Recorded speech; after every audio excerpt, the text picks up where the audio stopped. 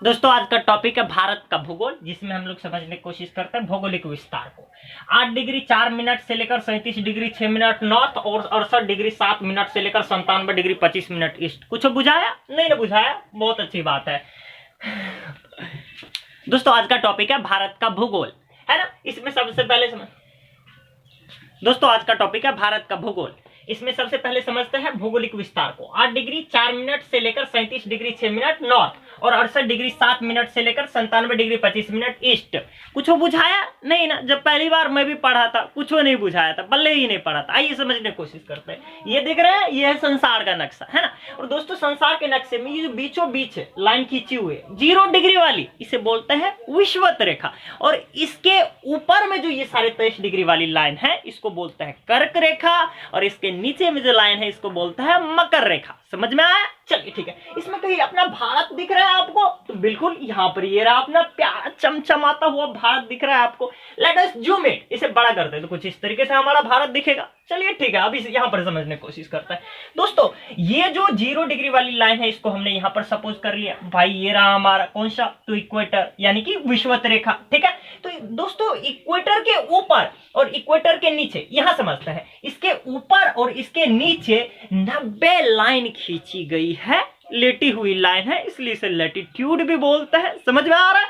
तो ये ऊपर में 90 लाइन खींची गई, तो चलिए हम भी खींच देते हैं। जैसे पहला, दूसरा, तीसरा, तो इसी को डिग्री के साथ बोलता है। पहला डिग्री, दूसरा डिग्री, यानी कि ये 3 डिग्री 4 डिग्री 5 6 7 8 इस तरीके से जा रहे हैं 9। तो अब देखिए यहाँ पर 8 और 9 के बीच में ये वाली लाइन खींची गई है, और इसका वैल्यू हम लिख देते हैं। क्या चीज है? तो ये 8 डिग्री 4 मिनट है। कितना? 8 डिग्री 4 मिनट 8 और 9 के बीच में है। तो यहां से हमारा भारत शुरू होता है और कहां तक जाता है भाई? तो 8 9 10 11 12 13 14 15 इस तरीके से करते करते कहां, तो 37 डिग्री 6 मिनट तक जाते जाते हमारा भारत यहां से शुरू होता है और यहां जाते जाते समाप्त हो जाए। यानी कि हमारी भारत कहां लाई करती है? तो इन्हीं दोनों लाइन के बीच में, ये जो लाइन देख रहे हैं 8 डिग्री 4 मिनट और 37 डिग्री 6 मिनट, इन्हीं दोनों लाइन के बीच में हमारा भारत ये रहा। दिख रहा है आपको? दिख रहा है या नहीं दिख रहा है? बिल्कुल दिख रहा है। अब ये तो हो गया क्या चीज भाई? लेटीट्यूड, ये दोनों लेटीट्यूड। लेकिन एक चीज और समझ लीजिए, ये एन का क्या मतलब होता है भाई? तो 0 डिग्री से ये ऊपर की ओर है, 0 डिग्री से ऊपर की ओर यानी कि उत्तर की ओर, और उत्तर को नॉर्थ बोलते हैं, इसलिए हमने यहां पर एन लगानी है। क्या लगानी है? एन लगानी है। यानी कि 8 डिग्री 4 मिनट नॉर्थ से लेकर के 37 डिग्री 6 मिनट नॉर्थ तक हमारा भारत का ये कौन सा, तो लैटिट्यूडनल एक्सटेंशन है। समझ रहे हैं? यानी कि विस्तार है। कौन सा बोला? तो भैया अक्षांशीय विस्तार है। अब इसी तरीके से समझते हैं ये वाला पॉइंट को। 68 डिग्री 7 मिनट से लेकर 97 डिग्री 25 मिनट ईस्ट तक, यानी कि ये जो हमारा भारत देख रहा है, यहां पर ये वाली जो लाइन है, भारत हमारा यहां से शुरू होगा। ये वाला देख लीजिए, ये वाली लाइन और ये वाली लाइन को गौर कीजिए। यहां से हमारा भारत है और यहां तक फैला हुआ है, तो इसी दोनों लाइन को हम यहां पर ड्रॉ करते हैं। तो ये दोनों जो लाइन देख रहे हैं इसी का वैल्यू भैया, ये वाला है 68 डिग्री 7 मिनट, किधर की ओर है? तो इधर पूरब होता है, 0 डिग्री से इधर पूरब और 0 डिग्री से इधर पश्चिम। आपके कंफ्यूजन दूर करने के लिए बता दूं कि खड़ा वाला लाइन जो है उसे क्या बोलते हैं? लॉन्गिट्यूड। और ये 0 डिग्री वाला जो लाइन है इसे बोलते हैं प्राइम मेरिडियन। प्राइम मेरिडियन के इधर वाले भाग को बोलते हैं पूरब और इधर वाले भाग को पश्चिम।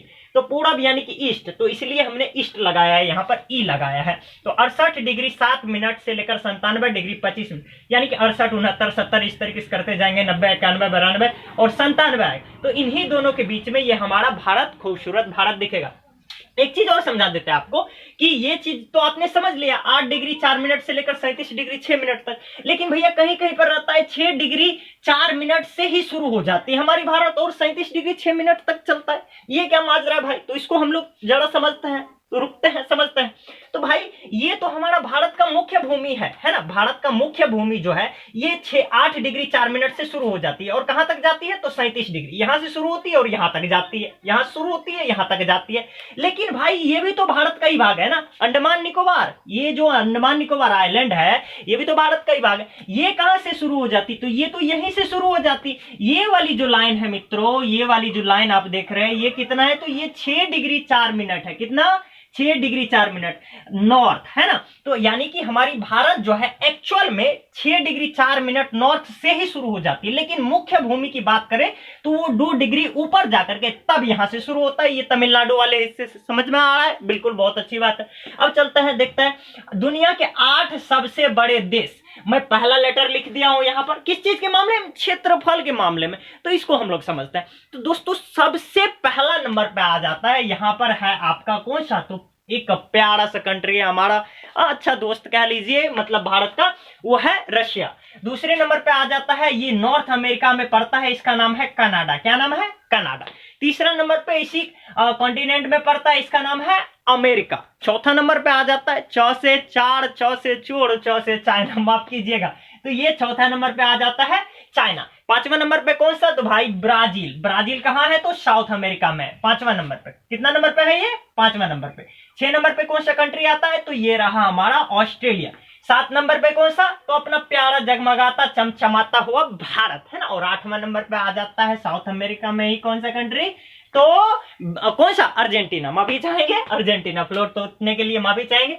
तो सबसे पहला नंबर पे आ जाता है रशिया, दूसरा नंबर पे कनाडा, इसके तुरंत नीचे अमेरिका, चौथा नंबर पे चाइना, पांचवा नंबर पे कौन सा, तो ब्राजील, छठवां नंबर पे कौन सा, ऑस्ट्रेलिया, सातवां नंबर इंडिया, आठवां नंबर कौन सा, तो अर्जेंटीना, है कि नहीं। चलिए अब देखते हैं 8 सबसे बड़े देश जनसंख्या के मामले में, लेकिन इससे पहले रिवर्स, थोड़ा सा रिवर्स जाते हैं।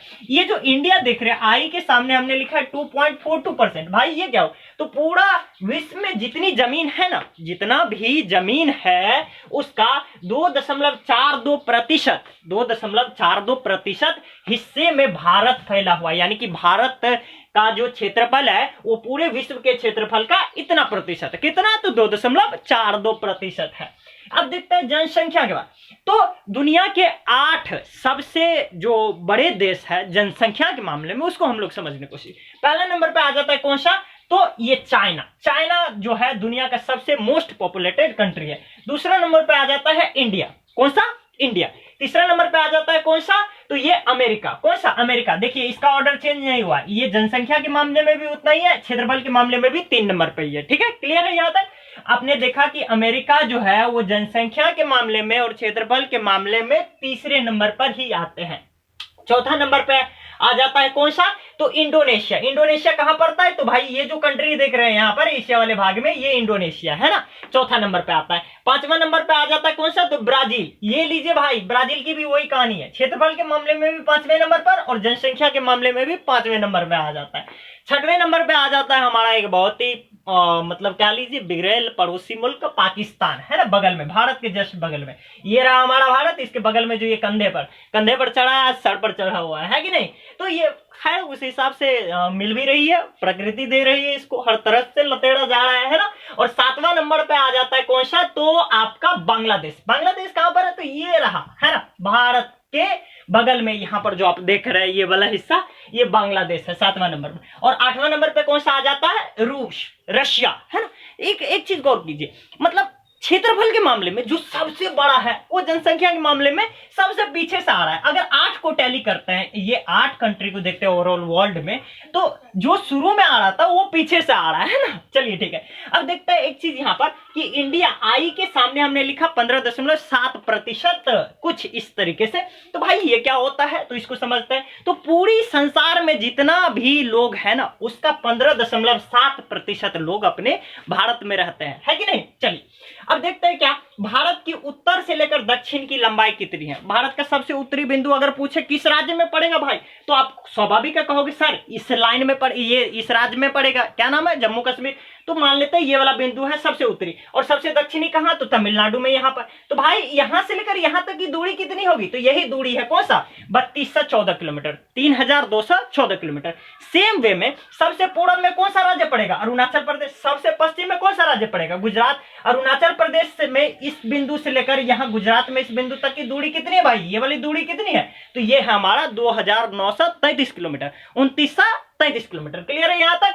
अब देखते हैं क्या स्थल सीमा की लंबाई कितनी है भाई। स्थल सीमा क्या होता है जी, जो जल वाले भाग से नहीं लगा हुआ है ना, जो जमीन से लगा हुआ है। तो यहां से हमारे भारत की ये स्थलीय भाग शुरू हो जाता है, ये जो देख रहे हैं इधर पाकिस्तान से, फिर अफगानिस्तान से भी थोड़ा सा लगता है 106 किलोमीटर के आसपास, फिर इधर ये चाइना, फिर ये नेपाल के साथ साझा कर रहा है, इधर इधर नेपाल के साथ, फिर यहाँ पर भूटान के साथ, फिर इधर चलते चलते सबसे ज्यादा ये बांग्लादेश के साथ साझा करता है ना। तो इतना दूर तक का जो ये आपने देखा दूरी ये वाला, तो इसका ये है टोटल 15,200 किलोमीटर है ना, स्थल सीमा की लंबाई, स्थल भाग की लंबाई। अब देखते हैं तटीय भाग की लंबाई कितनी है भाई। तटीय भाग यानी कि तट वाला, यानी कि जो समुद्र से लगता है, पानी से लगता है, जल से लगता है, वो वाले भाग। तो नीचे वाले भाग जो, देखिए इसमें दो चीज को ऐड करना होगा। कौन सा? तो ये जो मुख्य भारत है हमारा, मुख्य भूमि, भारत का मुख्य भूमि जो है, उस वाले जो तट रेखा है उसकी लंबाई को जोड़ देंगे। तो भाई ये रहा, जोड़ दिया हमने। मुख्य भूमि का जो तट रेखा की लंबाई वो 61 किलोमीटर जोड़ दिया, ठीक है। दूसरा इसमें क्या चीज ऐड करना? तो भाई भारत सिर्फ इतना ही थोड़ा ही ना है, इसमें अंडमान निकोबार आइलैंड है, इसमें लक्षद्वीप, यहाँ पर ये मान लीजिए ये हमारा लक्षद्वीप मान लीजिए क्या है ना। तो इन दोनों की भी अगर हम तट रेखा को जोड़ दे, इसको और इसको, तो ये होता है 14 से 16.5 किलोमीटर। समझ में आ रहा है? 1400 से 16.5 किलोमीटर। और जब इन दोनों का आप जोड़ते हैं, अगर मैथमेटिक्स सही है आपकी, तो ये हो जाता है 7,516.5 किलोमीटर, यानी कि 75 से 16.5 किलोमीटर ये हो जाता है भारत के कुल तटीय भाग की लंबाई। अब देखते हैं क्या चीज। तो भारत के जो 4 एक्सट्रीम पॉइंट है, यानी कि सबसे पूरब में कौन सा है, सबसे पश्चिम में कौन सा है, सबसे उत्तर में कौन सा और सबसे दक्षिण में कौन सा। तो सबसे पूर्वी राज्य कौन सा पूछेंगे? सबसे पूर्वी राज्य अगर कभी भी पूछा जाएगा तो कौन सा होगा? तो कौन सा? अरुणाचल प्रदेश। और देखिए सूरज किधर से उगता है? पूरब से। कभी आपसे यह भी पूछ लिया जाए कि सबसे पहले सूरज किस राज्य में दिखाई देगा, भारत के किस राज्य में? तो अरुणाचल प्रदेश में। क्लियर है यहां तक? तो इधर से हमारा सूरज दिखेगा, है ना। सबसे पूर्वी राज्य अरुणाचल प्रदेश है। इसमें अरुणाचल प्रदेश में सबसे पूरब वाली जो बिंदु है, इसका नाम है क्या चीज? तो इसका नाम है वालांगू। और भारत का सबसे पश्चिमी राज्य कौन सा है? गुजरात। इसमें सबसे पश्चिम वाले जो बिंदु है, इसका नाम है क्या चीज? तो सरक्रीक। क्या नाम है? सरक्रीक। क्लियर है? इसी तरीके से देखते हैं भारत के सबसे उत्तरी बिंदु किस कहां पर मिलेंगे? तो स्वाभाविक है कहां पर? जम्मू कश्मीर। जम्मू कश्मीर में कहां पर?